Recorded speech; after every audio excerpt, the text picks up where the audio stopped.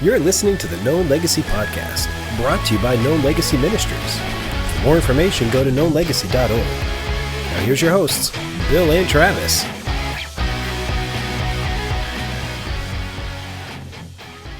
I'm using the coffee to warm my hands. It's a little chilly out here. It is. It's nice, but it's a little chilly. Yeah. And so, but I'll take it because it's not super freezing and it's not 105. You know, we here at No Legacy Podcast, we are a mobile podcasting team. And so whether it be a cigar shop or the backyard, we can podcast wherever. And if you have good Wi-Fi, we'll just come to your house. We'd be more than happy. We'd be more than happy. So crazy. Anyways, hey, welcome. Thank you guys for checking out No Legacy Podcast. We're so happy you're here. I'm Travis. Over there, And I'm that's Bill.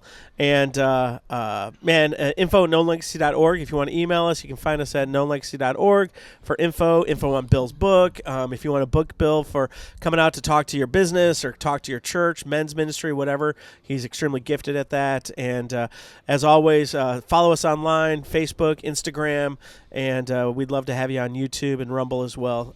Check out the videos. Yes. Thanks for following. Thanks for subscribing. It's been fun watching our viewers continue to grow and things like that. And as always, man, if it's meaningful to you and you feel so inclined, please share it. And if you want to give a review, we'd love that as well. So that always helps. So sounds good. Great. All right. So the question today, as we kind of get things going, I know it's chilly here. It's beginning of March, but just around the corner is going to be summertime. And the feelings, I lost it. I totally lost it. You don't have to laugh so hard, Kyle. You were rolling good. I was thinking hoping you would join in. I was kind of going like, summer breeze. Yeah, that was a different song. I couldn't catch that one. First off, I can't sing that high right now. I don't know why I hit that note, but every so often the sun shines. Anyways, what's your summer plans, man? If you got summer plans coming up, what's your summer plans? My summer plans, I don't know. Because it's weird. I think we're going to New York for a little bit, so go to there. It's fun. I get to actually baptize my niece this summer. That's awesome. But yeah, a little bit of traveling, possible overseas, but not sure. So still praying through that. So we'll see what God does. But that's kind of where I've got so far. When you get to New York, is there some place in the city that you have to go, or do you even go to the city? Well, I mean, New York is the concrete jungle where dreams are made of. That's true. And so, we do want to check out a Broadway show. I think probably that. We do want to do that as the family. And New York, normally, I mean, because we're in upstate, it's gorgeous. Yeah. Even in the summer, it's nice. So if I could do that, maybe just go check out some of the different locations. We haven't been. I'm kind of a history buff now. Yeah. And I used to live in Saratoga, New York, which is actually the Saratoga battlefield, which is where. Fun fact for you. You can tell Bill's over 40 because he's now into history. Like history and stuff like that. Benedict Arnold was actually a hero there before he was a traitor. Really? Yeah, he turned the French and Indian War at the Battle of Saratoga. So, interesting. Yeah, fun fact for you. So I'll probably do some of that. What about you? Man, we have our final trip up to Arcadia, Michigan, as the dean. Been doing that over 20 years at the camp. Wow. And this will be the final year, which is going to be you started that bittersweet. when you were 16? Yes. No, it's going to be great. And then I don't know. Oh, we booked a house on the river, the Frio River, for my wife's family and I and our family to get together and just frolic and have fun. And yeah, that'll be fun, man. I think get it'll be a together great and time. hang out. Kyle, how about you? What's your summer plans? So I think it's been a decade. We're going to try to go to Atlantis in the Bahamas. Oh, that's fun. Hit the poop deck. I don't even want to know what that is. Oh, no, it's the best restaurant there. Oh. Literally, you walk in. The stuff tastes like crap or no? No. It's the poop deck. Dad jokes brought to you by Known Legacy. They have a chalkboard. They catch everything fresh every day, and they just put up what they have, and when it's gone, they just erase it. Oh, that's cool. That would be fantastic. Like fresh catch. Yeah. That's awesome. Excellent. Well, for our guest, we have Jon Lowry from the band Unspoken, the bass player. Thank you so much, Jon, for being on today. Thanks for having me. Man, so what about you? What's your summer plans this year? Everything going on? Summer I feel like kind of slows down a little bit for us. Spring and fall are super busy with touring. Yeah. And I guess if people don't know, I play in a band called Unspoken. Yes. I've been with them for the past 20-something years. That's crazy. So summer kind of slows down a little bit. we'll go around and do a few festivals and stuff like that. But as we're in our 40s now, some of the guys may be in their 50s. I won't say who. Not putting any fingers, Chad. No, Chad isn't. But no, but one of them has an AARP card, I'm pretty certain. So. Yes, and grandkids. But we'll, so we like to play those hot summer festivals less and less now. Yes, fair. So we'll probably get a little bit of time off, and I would like to get up, back up to my home state of Maine. To kind of see the families and get my kids and their cousins together. We haven't been up there for a couple of years, so we'll see if that happens. Man, that's so. Question. So when I was growing up in Rockford, Illinois, most corrupt town in a most corrupt state, there was a festival, a summer fest out there called Cornerstone, I think it was. Yeah, Cornerstone. Yeah, Cornerstone by the Jesus people, and I went there two summers in a row, and it always rained, man. The worst storms always hit while we were there. But I remember seeing some some phenomenal, it really was formative to me to see this is a whole cottage industry of Christian music, and it introduced me to some great bands like the 77s and the Choir, and it just phenomenal old school stuff like for the you, Imperials, we're throwing out really old words. Is that where Res Band came from? yeah Wow. absolutely, that's a deep pull. Yeah. Kyle, the producer for the deep Memory pull. Well Lane done. walk down. So for you, what's a summer festival that you still look back and you're like, even though it was hot or it was brutal or whatever, man, that was just a phenomenal experience for me or for the band. That was a great summer festival. There was only one festival that got close to us, and that was Soul Fest. Inside Out Soul Fest, New Hampshire. Yeah. So that was really one of my first introduction to Christian music was through my parents. I'm a pastor's kid, so it was Michael W. Smith, and my dad, he had all these old records of Dion and Love Song and Steve Green and the Disciples. Green. Keith Green, second chapter of Acts. Yeah. So he still has all that on vinyl, and original vinyl, not like the redone vinyl. Yeah. Oh yeah. It's first edition. First edition. So were you an Amy Grant or a Sandy Patty kind of guy? You don't have to answer that. It's purely a joke. Yeah. I was probably neither, but if I had to pick one, maybe Amy Grant. Good call. What about as a band, as performers? Like, you guys have had to play some of those great, summer festivals and stuff like that. And I'm sure some of them were just train wrecks behind the scenes.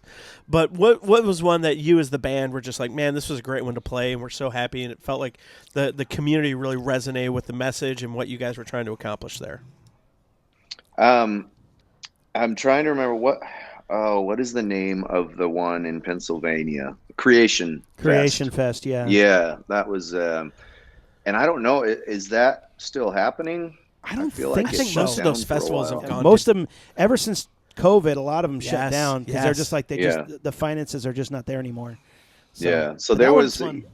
I remember playing that one kind of earlier in our career, and it was probably the biggest crowd we played in front of at that point.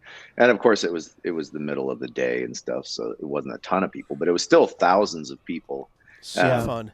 I will say one other super memorable one, for not necessarily the best of reasons, was at Soulfest, and we were in the middle of our set. And if you've ever been there, like, the stage is facing out, and there's like a ski lift that goes up kind of next to the stage that people will ride up and go to the top of the mountain, and there's a stage up there too. Well, anyway, we're in the middle of our set, and all of a sudden we look up, and there's a kid hanging from the ski lift, underneath the chair. And so we were the first ones to see it, because we're like looking out, everybody else is facing us, and so we stopped playing, and then people run over with like a blanket, and they're like, stretch it out like the firemen from back in the day. Yes. Like, jump, kid, jump, let go. And he's Did he drop or no? Desperately. They stopped the lift, and he finally dropped. and the people totally missed him with the blanket, and he just fell. And thankfully, I mean, he was young and light and spry, and it was sort of a hill, so he kind of just hit and like rolled, and he was okay. But it was, Oh my gosh! one of the more memorable We got you. concerts we've done. Yeah. No, we don't. We don't got you. Oh Like, man, somebody should have judged that trajectory a little Exactly. We need a mathematician. Yeah. I'm sorry, we're We are I'm sure totally someone off. is listening to this is like, what horrible people you Such are. Oh Jerks. yeah. So That kid horrible. may be out there listening, and If you're there, info at Known Legacy, we want to hear about your experience of dropping Yeah. from the. Oh, And thinking you were going to be caught only to come in contact with the have ground. failed Right. miserably. So, well, John, thank you so much. Hey, share a little bit about kind of your journey, in the band, as well as, like, I wanted to say, like, you are a solo artist as well. So share a little bit about yourself and your story and kind of your walk with the Lord. Yeah. Well, I grew up in Maine. My dad's a pastor up there, from Oregon. Actually, I was born in Oregon, but when I was about 3 years old, my dad felt called to be a pastor. He'd gotten saved actually at a Christian concert. I think it was a Andre Crouch and the Disciples maybe concert, and there was an opening band there, and he had gotten saved through that. And so he'd started going to church, and eventually had asked his pastor, I feel like I need to be a pastor, and where do they need pastors? And he said, well, I know the East Coast needs pastors. Amen. And to so that. when I was 3, he packed up a whole family, me, my 2 sisters, my brother wasn't born yet. And, he drove the Ryder truck across the country with my grandfather, and we flew, and it started, there was a little church plant up in Ellsworth, Maine. And so he started pastoring up there. He's still there. Wow. Fantastic. 39 years later. So That's rare. That's super rare. Yeah, super rare to be in one church that long. Yeah. So that it's kind of, it's a special thing, special place, and good people. But so I grew up a pastor's kid, kind of sheltered, and obviously up in Maine, everything's a little bit probably behind the rest of the country as far as technology and all that kind of stuff. Yep. So yeah, we didn't have a TV till I was probably a teenager, and Wow. I remember going to church. We'd rent like a VHS tape if we wanted to have like a family movie night, and we'd drive to the church to watch it on like the church TV. Wow. Fantastic. Yeah, and there was a lot of sort of like Laura Ingalls Little House in the Big Woods moments of like when we first moved there. Obviously, coming from Oregon to Maine, and the culture shock and the weather shock too. Moving into this house that didn't have insulation, and being poor pastors, so we would literally heat bricks up in front of the wood stove at night, and then wrap them in a towel and take them to bed with us to stay warm. And then, put like 10 blankets over us, and you'd see your breath coming out. Are you serious? I never knew this about you and Yeah. your journey. Wow. Wow. So that was kind of my childhood of, as a kid, it's great. You don't know anything different. And, Yeah. but I suppose it sort of prepared me for the roughing it life that was to be my career with Unspoken years later. Yeah. The sleeping on people's basement floors, and 6 of us to a hotel room in sleeping bags and stuff like that. The glamour of music industry. That's Yeah. the glamour Yeah, right there. exactly. Yeah, that's the first decade and a half. Yeah. But I think as far as my faith journey, I from a very early age, it was, my parents would say, yeah, you said the sinner's prayer when you were 2 years old or 4 years, like as soon as you could talk. But I don't think, there's stages, I think, of realization. and understanding in who God is, who Jesus is. So I don't think I really came to a full. I mean, obviously, we won't ever come to a full understanding until we are with Christ. Yeah. But the understanding of what Christ had done for me really came probably in my teenage years. And I remember reading a book that really changed everything for me by Pastor Tim Keller, where he talks about the story of the prodigal sons. The prodigal son is really the story of the prodigal sons. It's the two sons. Yeah. Yep. The younger brother who, I always heard about in Sunday school. The bad guy who went off and did all the wrong things and then came back, and the father accepted him back. And I couldn't really relate to that story because I'd been a goody two shoes for the most part my whole life.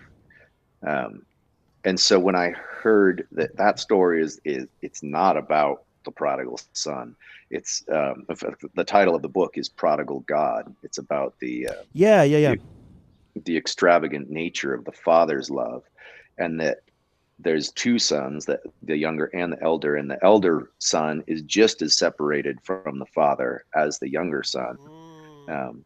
He stays home and does all the right things, but he's doing it resentfully. You see that at the end of the story of that he's like, I slaved away for you, and what have you given me? And the father has to come out to him as well and say, hey, come into the party. Your son's return. Let's celebrate. And he's so resentful that the story ends. You don't know. Does he come in? Does he not? And I realized, oh my goodness, like I've been the elder brother in this story my whole life, feeling like I'm going to do all the right things for God, and and he owes me now. Right. That's interesting. So I know you've traveled to a lot of churches and you've met a ton of people, but man, it's funny because we always focus on the prodigal, on the like the one that we define as the prodigal, and not the faithful, whatever. But man, it feels like there's a lot more of the I've not really been that guy. Here's my testimony. Even when I was younger, right. In my testimony, I always tried to like beef it up to make it sound worse. You know what I'm saying? Like as I would go, and then I was, and I did this, but man, do you find that there's a lot of people that are like, man, I'm just kind of been faithful, but it's not that exciting. I mean, are you like speaking a little bit? Have you met a lot of people who kind of resonate with that a little more on your journey than you do on the other one? I think so. And obviously, we play a lot of recovery centers. We've gone into prison and stuff. So we've played for a lot of these settings where it is sort of like we're playing for a bunch of people that would quote unquote be prodigals. Be the prodigal, yeah. But we've played so many churches too, where it's, you can see that story does resonate of, oh my goodness, I need the saving work of Christ just as much as anyone else, despite my, quote unquote good record. Yeah. And in fact, there's the story of, I can't think where it is now in the Gospels, but where Jesus is talking about, he who loves much, or he who's been forgiven much loves much. Yes. He who's been forgiven little loves little. And I remember hearing that, like growing up and being like, well, I guess I'll just, I'll never love God as much as those people that have like that amazing testimony of forgiveness. And then realizing that it's not we've all been forgiven of the same amount, it's like the extravagant grace of God. What we would view as horrible, or, sin is sin. Right. It condemns all of us. And so it's not like what we've been forgiven of, but it's our realization of how much we've been forgiven of. That, Well, and I'm sorry for cutting you off. I apologize. But I love that that whole story, because I feel like sometimes in the church we can fall into the lie that proximity is relationship, and because I go to the right places and I'm hanging out with the right people, that somehow that's enough. And Jesus says, dude, there's a lot of people that come up to me and say, Lord, Lord, look at all the things I did, and he's like, but I didn't know you. Yeah. And I feel like that's the father and the older son of like, dude, you're living in my house, but I don't even know you because there's no relationship there. Like, you're doing all the right stuff, but there's no relate. And that's what the father heart's desires more than everything, is not just obedience, but it's like, man, I just want to know you. I want to be in this relationship with you. Yeah. And that's the reality that the younger son came to, of like, man, if I can just be in relationship with my dad back in the house, even if I'm a servant, I prefer that over this hanging out with the pigs. And the older son, who had the proximity, never invest in that relationship. I think that's a huge insight that we really wrestle with. I wrestle with even today as a pastor within the church, is maintaining that relationship. And isn't that what John wrote to the church in Ephesus, man? You're doing a bunch of great stuff, but the one thing you forgot is your first love. Yeah. It's relationship stuff. Well, there's a reason Jesus said the pimps and the prostitutes are getting into the kingdom of heaven before you, because they're the ones that realize, the ones that haven't done what we would consider bad, it takes longer for them to realize. Yes. Yeah. Yes. I feel like there's a song title in there somewhere for the pimps and the prostitutes. Pimps and the prostitutes. There you go. That works. That's positive and encouraging. That works. It's that'll work on CCM right now really well. So, but no, I do.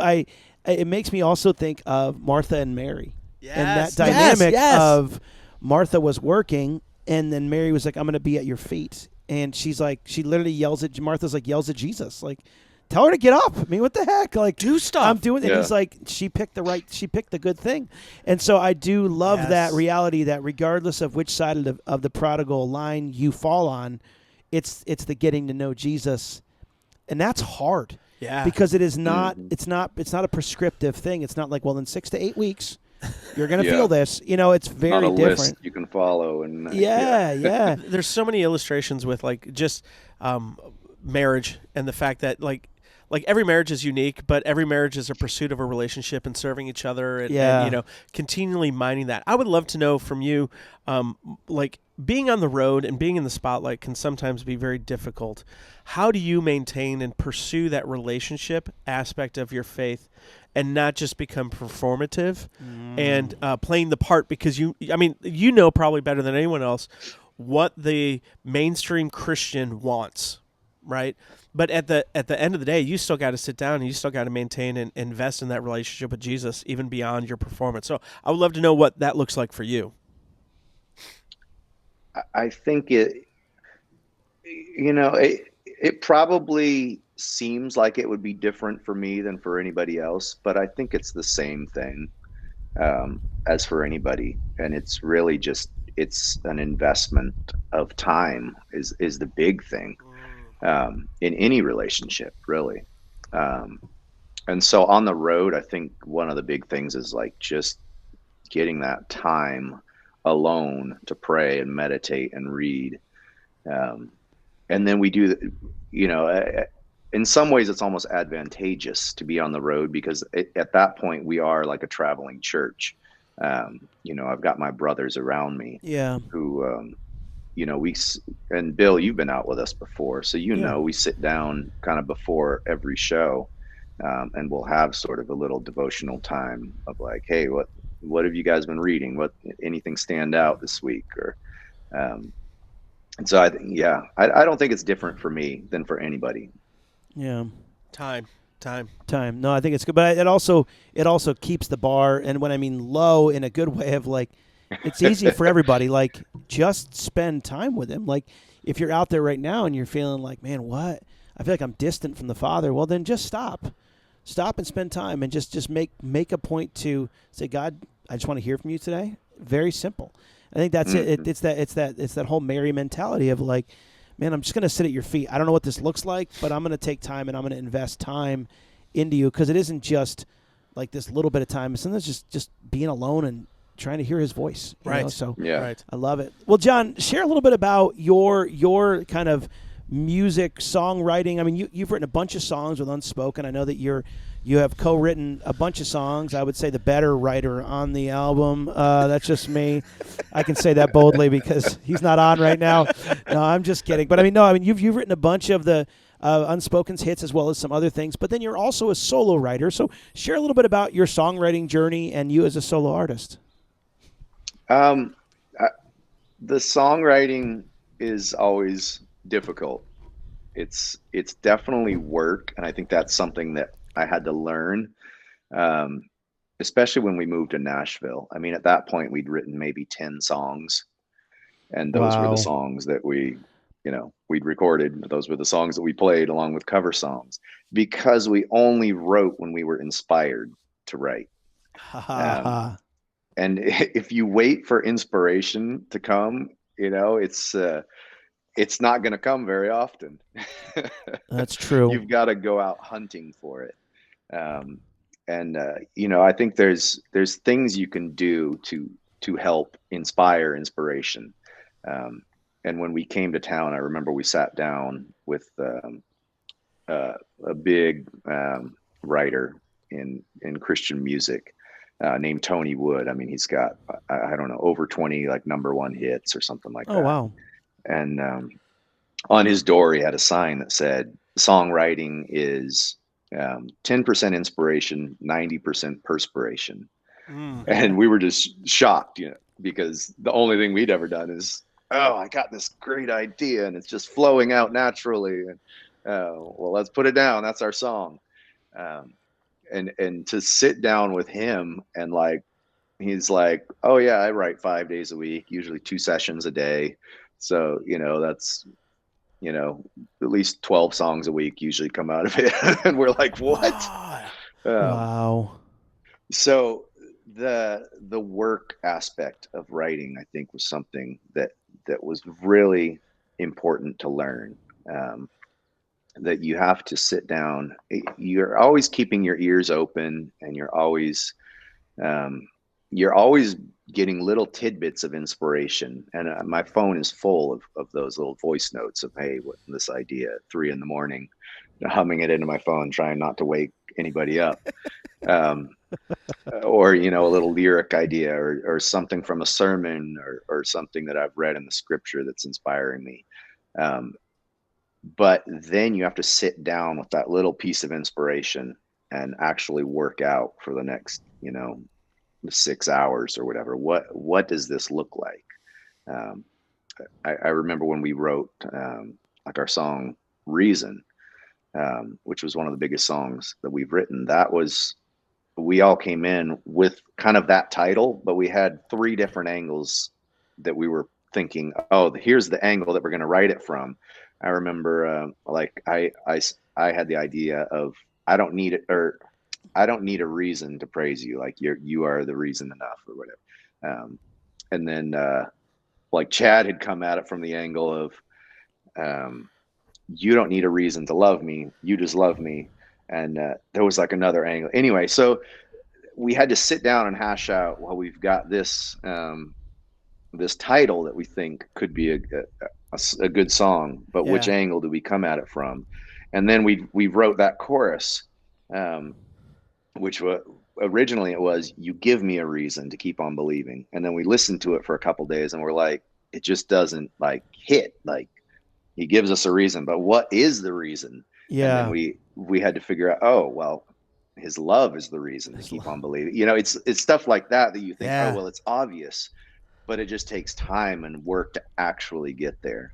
And then we just put on the radio and we're like, oh, it's okay, it's good. We don't even think about all the hours. How many songs do you write for an album now compared to when you said you wrote 10 in your first album?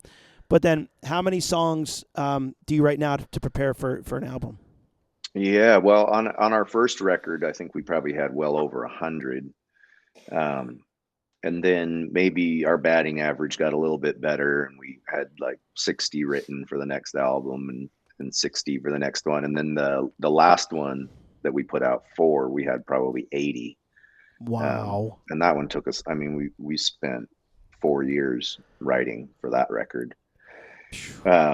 So I hated it by the end of it. I was Oh, like, yeah. I just want to be done with this. Well, and you know what's so funny is like going back to the original conversation about the Prodigal Son, in relationships in general. I think so many of us, so many times, like we approach relationships like sometimes songwriters will approach it and saying, "I need inspiration. I need to feel this love. I need to feel this connection." When the reality is, marriage, man, is more often than not, it's just a grind, and it's just continual investment in the process and continual investment of like, you know. It's not always romantic. Yeah, yes, Right. it's not. Is there a song that you love that never made it to one of the albums? Those are probably the ones that I've put out myself. Nice. The workaround. The work. Yeah, exactly. So I'll write a lot just by myself too, and that's probably more like the therapeutic writing. Yeah. There's actually one that I wrote that I feel like kind of ties into what we were talking about, and I haven't released it yet, but I want to. And it's called. You're hearing it first here, people. But it's called the 99, and it's the idea of like that Jesus. We always talk about Jesus leaves the 99 to find the one, but he also leaves that one to find the 99. Like the people that are in the fold, they think they're in the fold, but they're not really. Like he still will go looking for the 90. So anyway, so it was sort of a flip on its head, you know, the country really music play on words type of thing. That's really good. You should do this for a career. I know. Yeah, That's really good. You should. do you I don't know what you this do on your day professionally? job, but you should do this for a career. That's really good. That's really good. But again, it goes back to the prodigal. It's the other prodigal Yeah. that you're like, Right. that no one thinks about. So I love it. Yeah. I love it, man. So now you've got some solo music, and where can people find that? They can just find it under my name, Jon Lowry. It's John with no H. Yep, Jon and then JONLOWRY. Yeah, that's it. Yeah. And then, do you have a it's website, more- or is it just on Spotify? Where can they find you? Yeah, Spotify or Amazon or Apple Music, anywhere they stream music, they can find it. YouTube. Okay. But I do have a website that I don't really maintain. It basically just has links to all the other things. It's Sounds MySpace. good. It's just MySpace. JonLowry.com. Yeah, it's a MySpace. Perfect. We will put that in the link at the You bottom are as well showing for your people to age. find it. But yes. I'm one of the guys MySpace getting the was like- AARP stuff. Yeah. I'll admit it. Oh, man. That was how I learned to like code in HTML and stuff was because of Wow. MySpace. Remember how you used to be able to like do the skins and everything for Yep. Yes. Yep. Put your top 8 friends on there. And so Oh, yeah. yeah. That's wild. I'm really happy that died. I'm Yeah, me really, too, me too. really happy it did.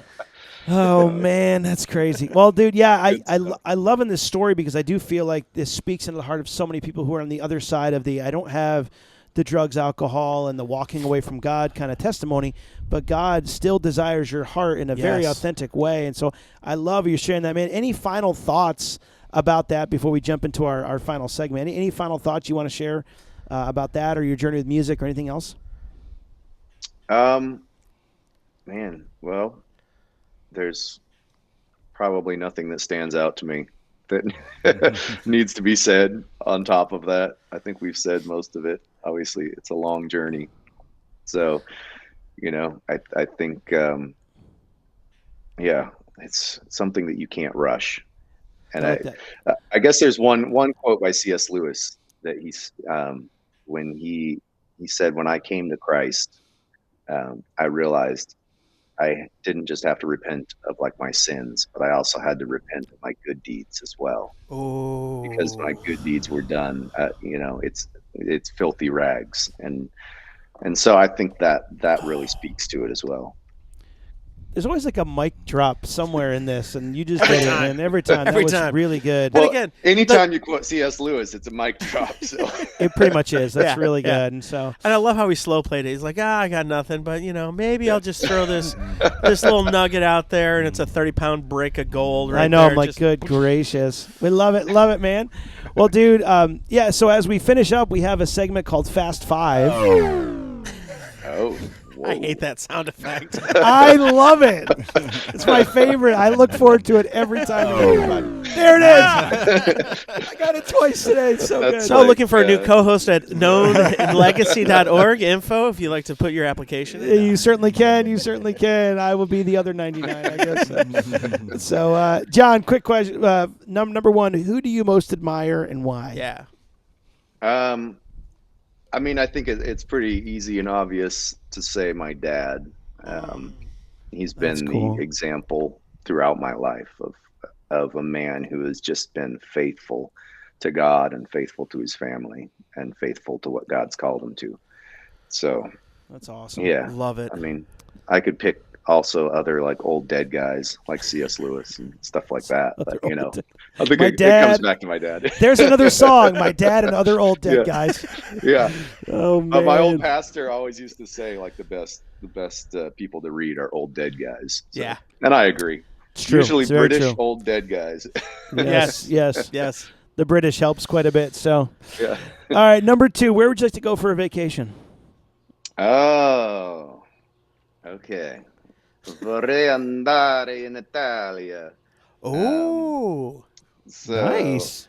Yeah. So, and actually, that means I'd like to go to Italy, and we are actually going in May. Oh, that's awesome.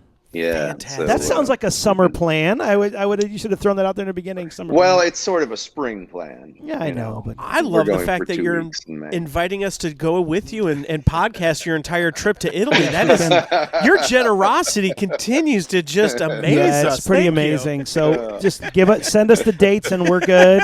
Okay. So it sounds like a plan. Awesome. Number three. What are you currently reading right now? Bible or anything else? So I've got a couple of things going right now. I've been reading Dostoevsky's The Brothers Karamazov, which is it's a long read. It's My really IQ good, just but dropped because you said that. I don't even know. Wow. That's an old dead Russian dude, by the way, in case you're wondering. Yeah, Russian exactly. And dude. he had a fascinating life. But he's a Christian. The book, I mean, my main inspiration is because I wrote a song. Basically, it was called "The Right Side of History," and it was based off of a quote that I heard out of the book. And I'd never read the book, so I was like, I've got to read the book. But it's like reading the Bible. You know, it's taken me like 2 years to. Oh wow. I'm about 3/4 of the way through now, so the end is in sight, but it's a slog. Nice. And so, yeah, so that's like the smart read, and I'm kind of breaking that up with some other stuff. Nice. I'm reading right now a book called The Myth Makers, and it's almost like a graphic novel based off of the friendship of C.S. Lewis and J.R.R. Tolkien and the Inklings and stuff. Oh wow. Yeah, and it's a really fun read, and it just kind of talks about like the history of myth and I need how to look that up. I got to find a fun Yeah, it's read. really actually I've got it right here. Yeah, you should find it. The Myth Makers. Yeah, so it's like that, and the whole thing is like it's tons of information in there, but it's like all kind of written in like this graphic novel. Oh, that's cool. style. I need to check that out. It's a really I fun need to check read. that out. That looks fun. By that John does. Hendricks, and he's got Myth some other Makers. stuff too that I want to check out. He's got one on Bonhoeffer that he did as well in the same style. John, you are a pastor, man. I can tell. I know you play bass and you write songs, but you are a pastor's pastor. You're that's reading good. all this deep, thick theology. it's awesome. You know, human culture, everything else. I love it. So good. Okay, cool. So number 4, what is a goal you have for this year? I want to write a book. Really? So I've been working on it, kind of since the new year. So I'm writing about. It's actually what I was working on before I got on with you guys. That's awesome, dude. So I don't know. I'm like 7 or so chapters in now, which is Awesome. I've never written in that long form before.